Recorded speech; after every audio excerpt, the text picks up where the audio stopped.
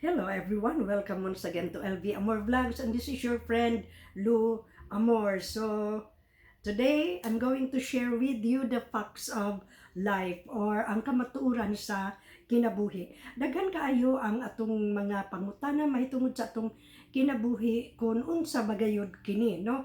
So maghisgot-hisgot kita ni ana kung unsa gayud ang kinabuhi. Kini nga ato nga vlog alang kini sa mga senior citizens, sa mga PWDs o sa mga elderly or sa tanan gayud nga nakadasmag accidentally aning ato ang channel, no? So una nga kamatuoran atong may bawaan nga kitang tanan nga natawo ni ini nga kalibutan puro gayud walay sapot, walay nagsuol og mahalon, walay nagsuol og baratuhon. Kun dili kita tanan hubo gayod. So mao kana ang unang kamatuoran sa kinabuhi ug lain nga kamatuoran mao kanang kitang tanan gikan sa abog ug natural mo pauli gayod kita sa abog. Ikaduha kana nga kamatuoran nga dili gayod ikaglalis. Ang lain nga kamatuoran mao kini nga kita tanan makasasala bisan pa sa diha pa kita taguangkan sa tung inahan, kita tanan gilalang na sa sala. So dili kita makapanghambog nga mas maayo ako kay niya, mas maayo kog batasan kay kaniya tungod kay kita tanan makasasala in words, in thoughts, and in deed. No, the lust of the flesh, the lust of the eyes, and the pride of life. So the flesh, the world, and the devil mao kana ang nakapahatag kanatog makasasala nahimo natong pagka makasasala ni ini nga kalibutan tungod kay una, this is a fallen world, no? So mao kadto ang ikatulong facts of life, no? O kita tanan nagkinahanglan ba og Dios? Yes, nagkinahanglan kita tanan og Dios tungod kay kita nahimulag gikan sa Dios tungod sa atong mga kasalanan. So ang giingon sa Biblia nga kanang for all have sinned and fall short of the glory of God. So nawad-an kita sa iyang himaya. So mao kanay pagpamatuod nga kita tanan gayod nagkinahanglan og makagagahom, no? Apan usaon man nato pag ila nga kita gayod nagkinahanglan og Dios. Well, una iyang gi-offer nga kitang tanan makabaton og kinabuhing dayon kung kita pangita sa kamatuoran gayod o kung kita mutuo sa atong kasing-kasing atong dawaton nga siya ato gayod nga mangluluwas og nagkinahanglan nga kita muduol kaniya aron makabaton kita og kinabuhi nga way katapusan. Gawas sa kinabuhi nga way katapusan, ang lain pa niya nga gihatag mao kanang inheritance. Kana bitaw ato ang mga sundon unya puhon sa iyaan na unyang paghari diri sa kalibutan nun. Naapay ato ang dawatunon nga mga 5 crowns, naapay gold, silver, and precious stones, no? So mao kana ang atong mga pipila sa atong mga madawat kung kita ato gayud nga tuhuan sa tibuok kasing-kasing, tibuok nga huna-huna nga ana ay Dios nga nagmugna kanato, no, niini nga tanan. Although ang kalibutan dili gyud ingon nga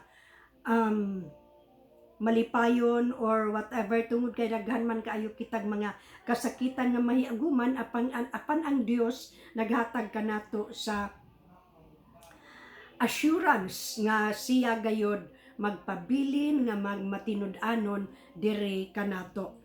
Ang ato lang nga andam usab kita nga mo dawat sa mga kasakitan, sa mga kapaitan ni ini nga kinabuhi tungod kay mao gyud kini ang kamatuoran sa atong pagalatason diri ni ini nga kalibutan, no? So ingon ana dili gyud ta makaingon nga ug naapay Dios ngano nga puro man kasakit akong nahiaguman tungod kay siya mismo nagantos alang sa atong kabulahanan, no?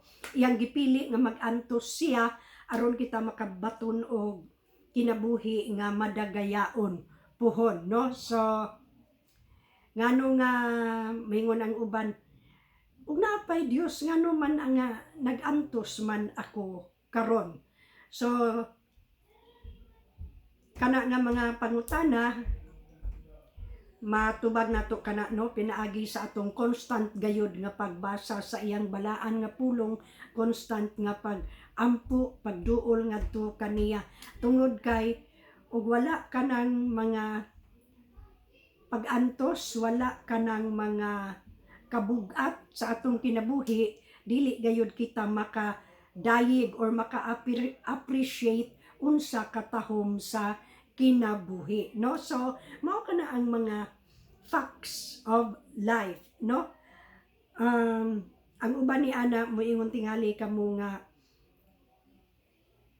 ngano man nga na puro manggayod pag-antos ang kalibutan, dili baya tanan pud nga higayon nga kita mag-antos or makahibalag ni anang mga kapait or kalisod. Aduna po'y mga panahon nga hayahay ra pod, no? Then paghuman sa kahayahay anaa ra po'y mubanos ra pod ang kalinaw, ang medyo hangin-hangin, bagyo-bagyo, no? So mao kanay nagdala og kanindot sa atong kinabuhi. Labi na gayod ni atong mga tawo bitaw gyud nga wala lang nilang mahibaw-i nga kanang ilang mga pag-antos, kanang ilang mga kasakit, giandam kana sila sa Dios alang sa usa ka malipayon nga ugma, no? Murag gi kusok-kusok kita daan dire aron pag-abot na sa insaktong panahon nga iyang nang ihatag ang tanan nga takda alang kanato, andam na kita nga makadawat ni ana, no? So daghan kayong mga tawo nga nagsugod gyud diri sa ubos nga kanang hilabihan gyud ang pag-antos, hilabihan gyud ang kalisod apan sa pagpanglabay sa mga panahon, sa mga tuig, ilang nakita nga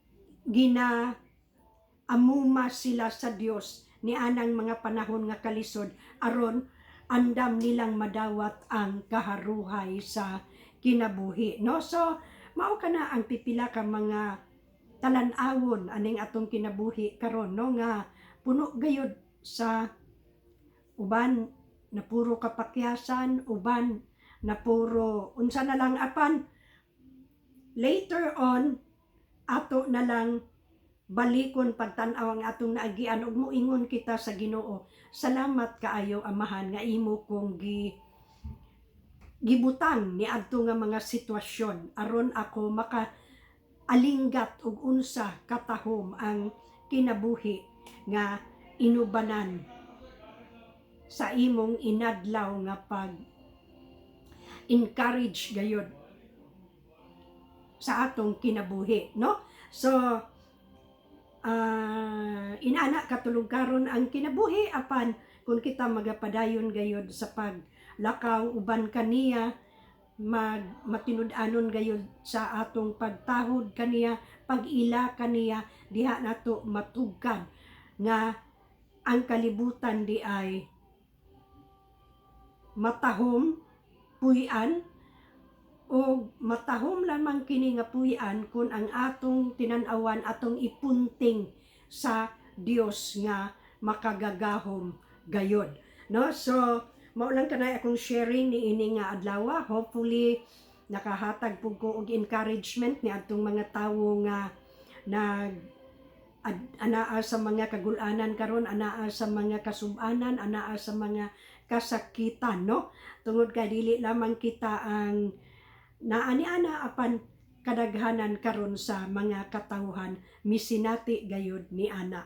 So di lang kita magpakawala sa paglaom, saligi ang kasing-kasing sa atong Dios nga mahigugmaon. Kung panalitan di ta kasabot, salid sa iyang kasing-kasing kay siya dili gayud mubiya kanato. So anaa lamang siya sa kanunay nagahulat sa atong mga tawag. So kung adunay mga pag-antos, dawaton kana nato nga natural og normal nga proseso alang sa atong paghingkod sa atong pagtuo diha kaniya, no? So dinhi lamang ako kutob, ug I hope naka-encourage usab kita, no? Bisan sa inani lang nga paagi. Salamat kaayo ni Ana, ug hangtod sa sunod nato nga panagkulo ka bildo, no? So bye-bye everyone, and hope to see you again sa atong sunod nga vlog. Have a good and godly day everyone.